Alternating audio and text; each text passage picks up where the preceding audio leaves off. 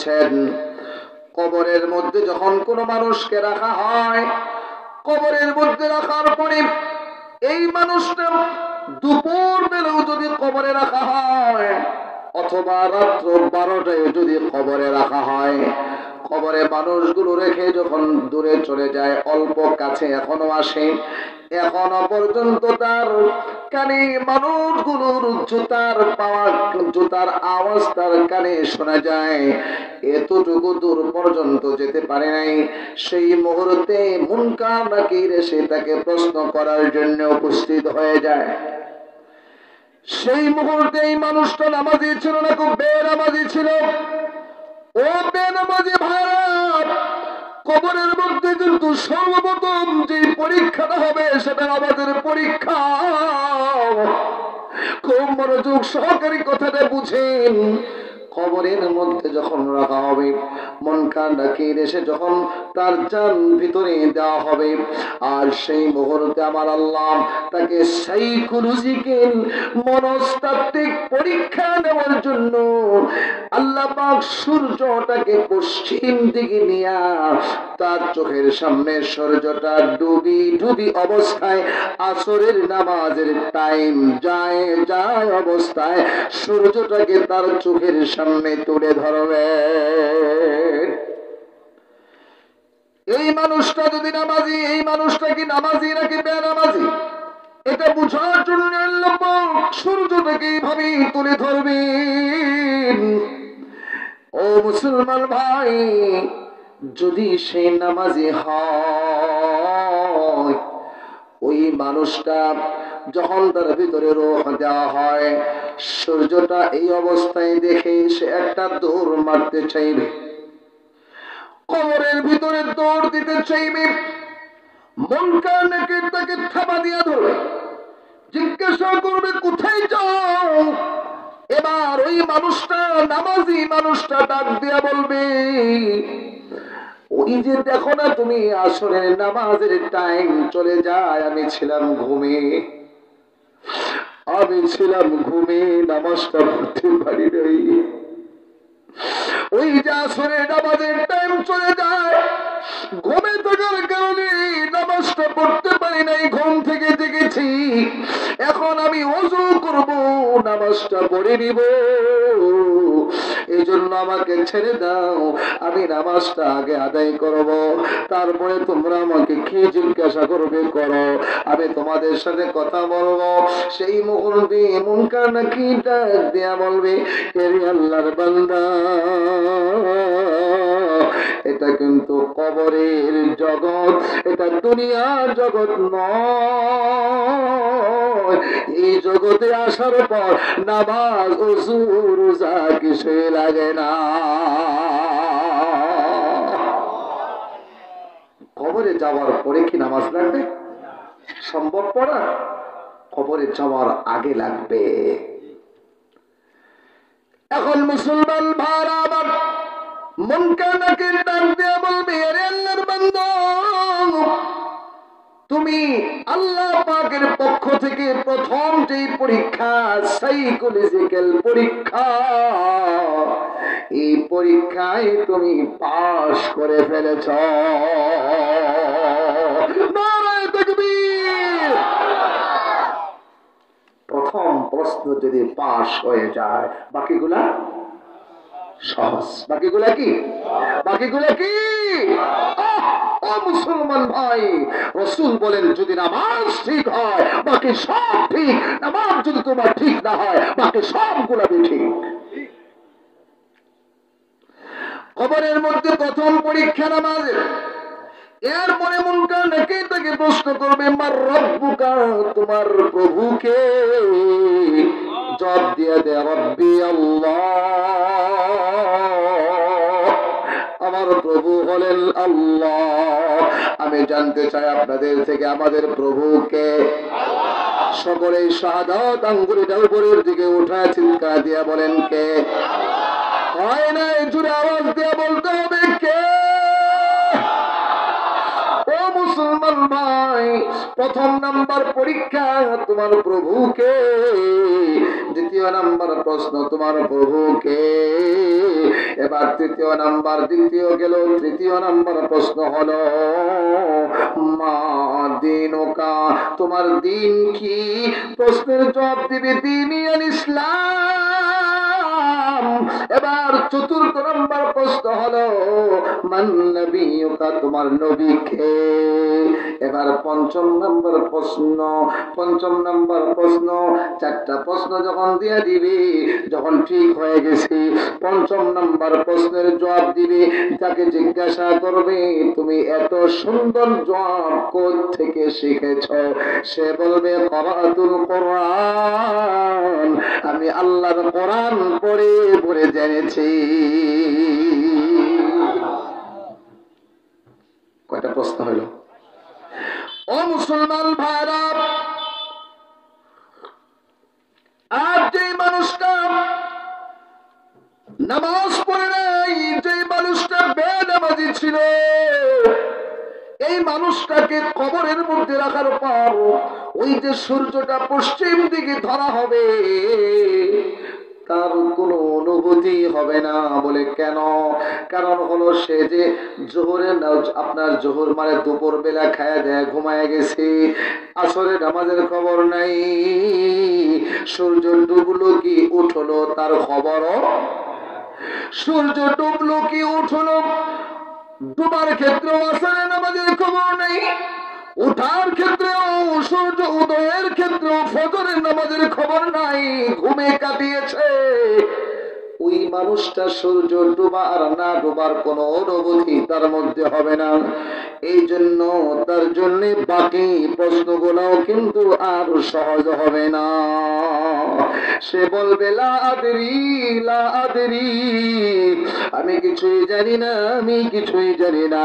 আল্লাহর পক্ষ থেকে আওয়াজ আসবে, তার জন্য কবরটাকে জাহান্নামের টুকরা বানায়া দাও, তার কবরের মধ্যে আগুন বিছায়া দাও, তার কবরের মধ্যে কবরটাকে জাহান্নামের টুকরা বানায়া দাও।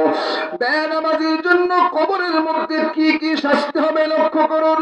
বেনামাজির জন্য কবরের মধ্যে শাস্তি হবে, কবরের মধ্যে তার জন্য আগুন জ্বালিয়ে দেওয়া হবে। নাউযুবিল্লাহ।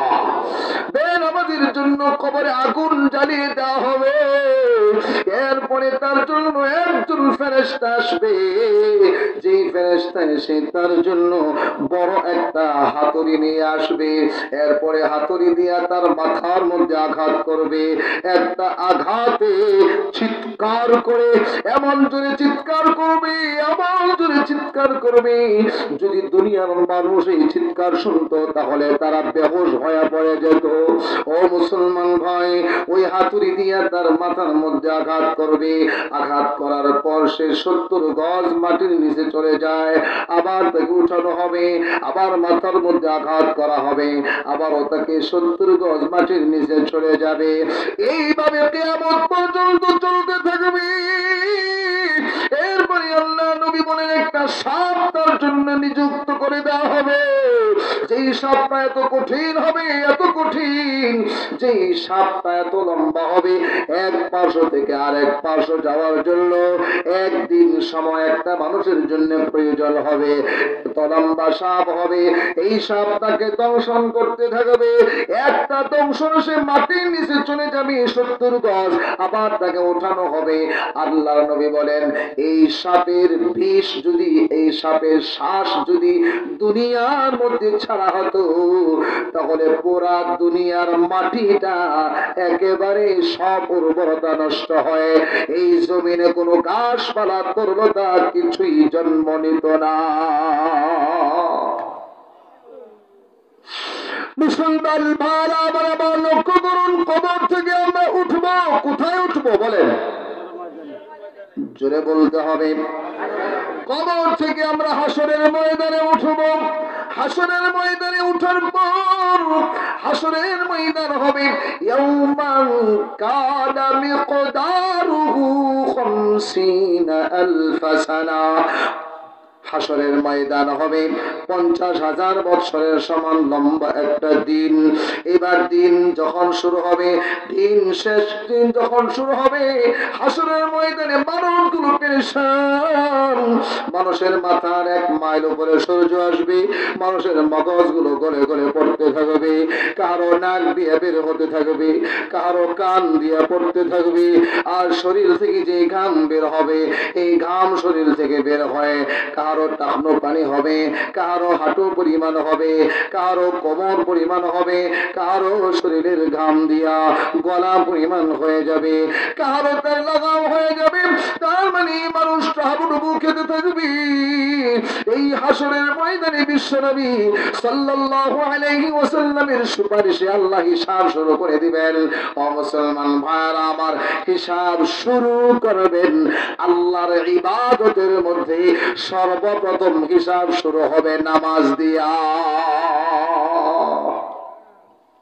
কি দিয়া? আচ্ছা বলেন, কবরের সর্বপ্রথম হিসাব সবাই বলেন, হাসরের সর্বপ্রথম হিসাব। ও মুসলমান ভাইরা আমার, আল্লাহ পাক ডাক দিয়ে বলেন, শোনো, يوم يكشف عن ساق ويدعون إلى السجود فلا يستطيعون خاشعة أبصارهم ترهقهم ذلة وقد كانوا يدعون إلى السجود وهم سالمون।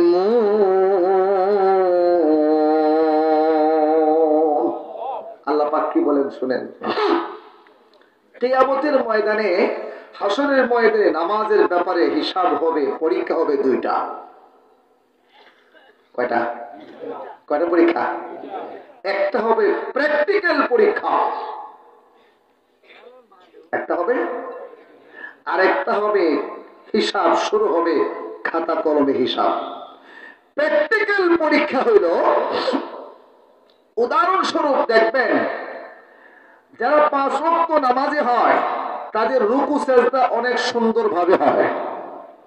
আর যারা বছরে 1-2 বার মসজিদে গিয়ে উপস্থিত হয়, তারা নামাজ পড়ার সময় রুকু কেমনে করতে হয়, সেজদা কেমনে করতে হয়, ওরা ঠিকভাবে করতে পারে না। এই জন্য দেখবেন কোন কোন সময় চোখের আড়ালে আরেকজনে কেমনে সেজদা করে, এমনি সেজদা হেও করে, এমনি দেখে হ্যাঁ কেমনে রুকু করে, কয় রাকাত নামাজ পড়ে, কেমনে খাড়ায়, কেমনে কি করে, আছে না এরকম? হাসরের ময়দানে আল্লাহ পাক প্র্যাকটিক্যাল পরীক্ষা নেবেন, তুমি কি আসলেই নামাজি ছিলে কি ছিলে না। এই ব্যাপারে আল্লাহ পাক পরীক্ষা নেবেন। আল্লাহ কোরআনের মধ্যে বলেন, ইয়াউমা ইউকশাফু আন সাকিন ওয়া ইউদআউনা ইলাস সুজুদ। আল্লাহ পাক কিয়ামতের ময়দানে তার আমার আল্লাহর পায়ের গুছা প্রকাশ করে দিবেন। সুবহানাল্লাহ দিবেন না, বুঝেন নাই তো? আমরা কি আল্লাহকে কখনো দেখেছি? দুনিয়াতে দেখা সম্ভব, কিন্তু কিয়ামতের ময়দানে জান্নাতে দেখা সম্ভব। হাসরের ময়দানে আল্লাহ পাক তার পায়ের গুছা প্রকাশ করে দিবেন। প্রকাশ করার সাথে সাথে পুরা হাসরের ময়দান নূরে নূরান্বিত হয়ে চমক দিবে। সুবহানাল্লাহ। এই চমক দেখা সবাই আল্লাহর পায়ে কুদরতি পায়ে, দুনিয়াতে আমরা না দেখে সাজদা করেছি, আল্লাহর পায়ের গুছা দেখে, নূর দেখে সবাই সাজদায় লুটে পড়বে। কিন্তু এখানে 2 ভাগে বিভক্ত হবে। যারা নামাজি ছিল তারা সাজদা আল্লাহর কুদরতি পায়ে হাসরের ময়দানে ঠিক ঠিক ভাবে তারা সাজদা করতে পারবে। আর যারা বেনামাজি ছিল তারা সেজদা করতে পারবে না, বরং সেজদা করতে গিয়া তারা উল্টা তাদের পিঠ কাঠের মতো শক্ত করে দেওয়া হবে, সামনে না পড়ে তারা উল্টা পড়বে। নাউজুবিল্লাহ বলবেন না? ওরা সামনে পড়বে না, বরং কোন দিকে পড়বে? ওরা বেনামাজি ছিল।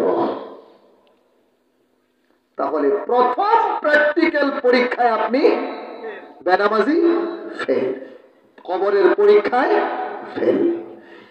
এবার আসুন হিসাব শুরু হবে। হিসাব শুরু হলে আল্লাহ নবী বলেন আউয়ালু মা ইউহাসাবু বিহিল আবদু ইয়াউমাল কিয়ামাতিস সালাহ। আল্লাহ নবী বলেন কিয়ামতের ময়দানে সর্বপ্রথম হিসাব হবে নামাজের। নামাজ ঠিক তো বাকিগুলা ঠিক, নামাজ ঠিক নাই বাকিগুলা ঠিক নাই। এবার আপনি যাবেন, যারা নামাজ পড়বে না তাদের স্থান হবে জাহান্নামে। কোথায়? এটা আমার কথা নয়, আমি কোরআন থেকে আপনাদেরকে দলিল শোনাই, শোনেন। এ মুসলমান ভাই, ও যুবক ভাই, তোমার পায়ের নিচে আমার হাত রেখে আমি বলছি তোমাকে, তুমি যে নামাজ পড়ো না, কোরআন সত্য, সন্দেহের কোনো অবকাশ নাই। আল্লাহ যা বলেছেন সেটা ফাইনাল। আল্লাহ বলেছেন যে নামাজ পড়বে না তার স্থান হবে জাহান্নামে। এবার কেমনে লক্ষ্য করেন, আল্লাহ পাক যখন জান্নাতীদেরকে জান্নাতে দিয়ে দিবেন, জাহান্নামীদেরকে জাহান্নামে দিয়ে দিবেন। জান্নাতীরা জান্নাতে যাওয়ার পর, জাহান্নামীরা জাহান্নামে যাওয়ার পর আল্লাহ পাক জান্নাতীদের চোখের পাওয়ার বাড়ায় দিবেন, জাহান্নামীদের চোখের পাওয়ার বাড়ায় দিবেন। হাজার হাজার মাইল দূরে তারা চশমা ছাড়াই দেখবে, দূরবীন ছাড়াই দেখবে। হাজার হাজার মাইল দূরের কথা টেলিফোন মোবাইল ছাড়াই একে অপরের সাথে কথা বলতে শুনবে। জান্নাতীরা জান্নাতের মধ্যে গিয়ে তার বন্ধু বান্ধবকে খুঁজবে, যারা একসাথে একই চাষতলে বসে চা খেয়েছে, একই চাষতলে বসে চা খাইলো, একই অফিসে বসে তারা একই চাকরি করেছে, ব্যবসা বাণিজ্য করেছে। বহু মানুষ তো এমন আছে, একটা শরবত যদি নিতে খেতে চায় আর এক গ্লাস শরবত তার বন্ধুর জন্য নেয়। একজন নামাজি হয় আর একজন বেনামাজি। ও মুসলমান ভাই, নামাজি বন্ধুটা জান্নাতে চলে গেছে। জান্নাতে চলে যাওয়ার পর জান্নাতে বসে বসে সে তার আসল দুনিয়ার বন্ধুকে সে খুঁজবে। আর কয়েক মিনিট শেষ, আমি ফিনিশিং, আমার কথা কিন্তু শেষের দিকে যাচ্ছে। দোয়া হবে ইনশাআল্লাহ, 5 থেকে 10 মিনিটের সময়ের ভিতরে দোয়া হয়ে যাবে। আমার কথা কিন্তু আমি কি করতেছি, ফিনিশিং এর দিকেই যাচ্ছে ইনশাআল্লাহ। তাহলে আমাদের ঠিক জান্নাতি মানুষটা জান্নাতে যাওয়ার পর খুঁজবে তার বন্ধুকে। দুনিয়ার মধ্যে একসাথে আমরা ছিলাম, আমার বন্ধুটা কোথায়? মুসলমান ভাই, বন্ধুকে খুঁজতে খুঁজতে জান্নাতে কোথাও পাবে না। এবার সে জাহান্নামে খুঁজবে, তার বন্ধুকে জাহান্নামে পেয়ে যাবে। জাহান্নামে পাওয়ার পর জিজ্ঞাসা করবে, মা সালাকাকুম ফি সাকর। এ বন্ধু, এ বন্ধু, তোমাকে কোন জিনিস জাহান্নামে নিয়ে গিয়েছে? 7টা জাহান্নামের মধ্যে একটা জাহান্নামের নাম হলো সাকর। আল্লাহ পাক জাহান্নাম বেনামাজীদের জন্য স্পেশাল একটা জাহান্নাম বানাইছেন, যে জাহান্নামটার নাম হইল সাকর। বেনামাজীদেরকে সাকার নামক জাহান্নামে দেওয়া হবে। এবার ওই জান্নাতি মানুষগুলো বেনামাজীকে জিজ্ঞাসা করবে, বন্ধু মা সালাকাকুম ফি সাকার, এরে বন্ধু সাকার নামক জাহান্নামে তোমাকে কেন নেওয়া হয়েছে, কেন তুমি জাহান্নামে গিয়েছো? তখন বন্ধুরা ও মুসলমান ভাই, সে যে সর্বপ্রথম জাহান্নামে যাওয়ার যে প্রথম যে কারণটা বলবে, তারা বলবে ক্বালু, তারা বলবে লাম নাকু মিনাল মুসাল্লিন, তারা বলবে আমরা নামাজি ছিলাম না।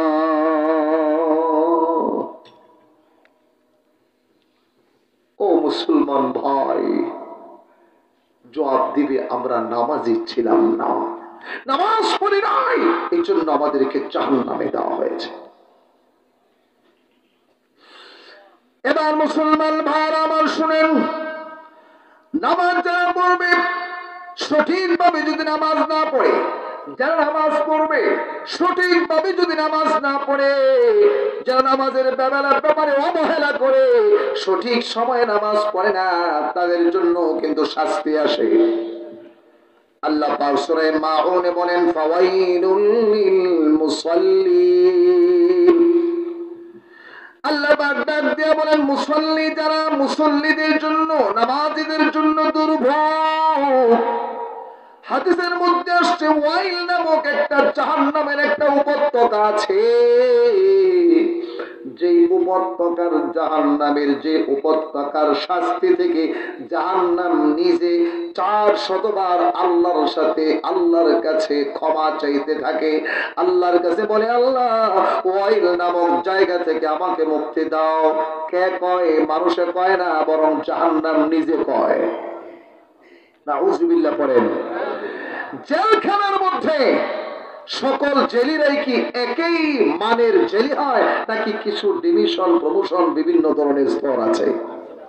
আচ্ছা, জেলখানার ভিতরে আবার কিছু আছে এমন যেটার মধ্যে কঠিন শাস্তির মধ্যে রাখা হয়, চতুর্দিকে অন্ধকার, সেখানে ভিতরে কোনো আলো বাতাস যাওয়ার জায়গা নাই, যেখানে কঠিন খোলামেলা জেলিদের চাইতে ওরা কঠিন। ওই জেলিরা যখন ওদেরকে দেখে, ওই জায়গাটা দেখা কয় আল্লাহ আমি যেখানে আছি ভালো আছি, আমারে মাফ করো, ওখানে আমারে দিও না। জাহান্নামের মধ্যে আমার একটা উপত্যকা আছে, যেই উপত্যকাটার নাম হলো ওয়াইল। আল্লাহ পাক বলেন মুসল্লিদের জন্য ওয়াইল, ফাওয়াইলুল লিল মুসাল্লিন, মুসল্লিদের জন্য ওয়াইল। ওই ওয়াইলের শাস্তি থেকে জাহান্নাম নিজে আল্লাহর কাছে ফরিয়াদ করতে থাকে, আল্লাহ ওর শাস্তি থেকে আমাকে বাঁচাও, আমি ওর থেকে বাঁচতে চাই। আল্লাহ পাক বলেন ফাওয়াইলুল লিল মুসাল্লিন, মুসাল্লিদের জন্য না ও দুর্ভোগ, আল্লাযীনা হুম আন সালাতিহিম সাহুন। ওই মুসল্লি, যে মুসল্লি নামাজের ব্যাপারে অলস, সময় মতো নামাজ পড়ে না, নামাজ কাজা করে জামাতে নামাজ পড়ে না, একাকী নামাজ ঘরের মধ্যে পড়ে নেই কোনো কারণ ছাড়া। ও মুসলমান ভাইরা আমার, সময় মতো নামাজ পড়ে না, বিশেষ করে মা বোনেরা যারা নামাজ পড়ে তারাও কিন্তু অবহেলা করে। জোহরের নামাজ তারা কাম করতে করতে, কাজ করতে করতে আসরের সময় হয়ে যায়, আসরের সময় ঘুমায়, মাগরিবের সময় হয়ে যায়, রাত্রিবেলা সন্তানাদি তাদেরকে খাওয়াইতে খাওয়াইতে খবর হয়ে যায়।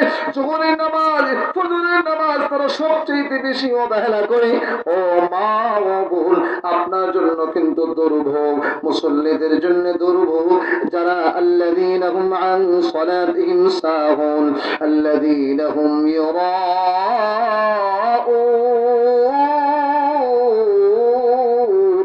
আল্লাহ বলেন যারা মানুষকে দেখানোর জন্য নামাজ পড়ে, তাদের জন্য হলো ওয়াইল নামক জায়গা। তাহলে নামাজ পড়লেও নামাজটা সঠিকভাবে হওয়া লাগবে। এবার মুসলমান ভাইরা আমার 2-3 মিনিটের ভিতরে কথা শেষ হবে। মনোযোগ মনোযোগ মনোযোগ খুব। তাহলে যারা নামাজ পড়বে না তারা কোথায় যাবে? জাহান্নাম। কোথায় যাবে? আচ্ছা, কোন জাহান্নামটা নামাজি বেনামাজিদের জন্য আল্লাহ বানাইছেন নামটা বলেন তো দেখি। সাকার। নাম কি? সাকার। মুসলমান ভাইরা আমার আবার আসুন, আপনি তো জান্নাতে যেতে চান, আমরা যেতে চাই। আলোচনার শুরুতে আমাদের আলোচনা ছিল কোথায় ঢুকতে চাই, আমরা এখন জান্নাতে ঢুকব। প্রস্তুত? প্রস্তুত? এবার জান্নাতে আপনি চান, জান্নাতে ঢুকতে চান, জান্নাতে গিয়ে দেখেন আপনার জান্নাতের মধ্যে তালা লাগানো। কি লাগানো? তালা লাগানো। এই জান্নাতের তালাটা খোলার একমাত্র চাবি হলো নামাজ। নামাজ ছাড়া জান্নাতের তালা খোলা যাবে না। বিশ্বনবী সাল্লাল্লাহু আলাইহি ওয়াসাল্লাম বলেন, as-salatu মিফতাহুল জান্নাহ, নামাজ হলো জান্নাতের চাবি। ও মুসলমান ভাইরা আমার, এবার আপনারা বলেন তো দেখি, নামাজ কি জান্নাতের? জোরে বলতে হবে, নামাজ জান্নাতের। আরো জোরে বলতে হবে, নামাজ জান্নাতের। এবার বলেন মুসলমান ভাই, এই চাবির মধ্যে 5টা দাঁত আছে। কয়টা দাঁত? সবাই বলেন কয়টা দাঁত? ডান হাতটা উঠায়া 5টা আঙ্গুল দেখায় বলেন তো কয়টা দাঁত আছে? হাত নামান। এবার বলেন তো দেখি, দুনিয়ার যে তালা আছে, তালার মধ্যে 5টা ঘাট আছে, চাবির মধ্যে 5টা দাঁত আছে। এবার আপনি বলেন তো দেখি, যেই তালার মধ্যে চাবিটা ঢুকাইলেন, তালাটা চাবিটার একটা দাঁত ভাঙ্গা, তালা খুলবে তো? ও মুসলমান ভাই, যে মানুষটা 5 ওয়াক্ত নামাজ পড়লো, 1 ওয়াক্ত পড়ে নাই, তার মানে একটা দাঁত ভাঙ্গা, জান্নাতের তালা খোলা যাবে না। তাহলে আমরা বুঝতে পারলাম জান্নাতের চাবি নামাজ। দাঁত কয়টা? 5টা। 5 ওয়াক্ত নামাজ হলো জান্নাতের চাবি, দাঁত। মুসলমান ভাইরা আমার লক্ষ্য করুন, ফিনিশিং দিচ্ছি, শুরু থেকে আলোচনা। ফিনিশিং এর মধ্যে যান। আল্লাহ পাক বলেন, সমস্ত জীব মৃত্যুর স্বাদ গ্রহণ করতে হবে। যারা জান্নাতে ঢুকলো, জাহান্নাম থেকে মুক্তি পেল, এই মানুষটা সফল কাম হয়ে যাবে। সফল হওয়ার জন্য প্রথম আমাদের জন্য কার্যক্রম, প্রথম আমাদের জন্য কর্মসূচির নাম কি? জোরে বলেন। নামাজ কয় ওয়াক্ত? ও মুসলমান ভাই, নামাজ মুসলমান আর কাফেরের মধ্যে পার্থক্য। নামাজ কবরের মধ্যে সর্বপ্রথম পরীক্ষা হবে নামাজের। কিয়ামতের ময়দানে প্র্যাকটিক্যাল পরীক্ষা হবে নামাজের। কিয়ামতের ময়দানে সর্বপ্রথম হিসাব শুরু হবে নামাজের। যারা নামাজ পড়বে না তাদের জন্য সাকার নামক জাহান্নাম। যারা নামাজ পড়বে কিন্তু সঠিক সময়ে সঠিক পদ্ধতিতে পড়বে না, তাদের জন্য ওয়াইল নামক জাহান্নাম। যে মানুষটা নামাজ পড়বে তার জন্য আল্লাহর তৈরি জান্নাত।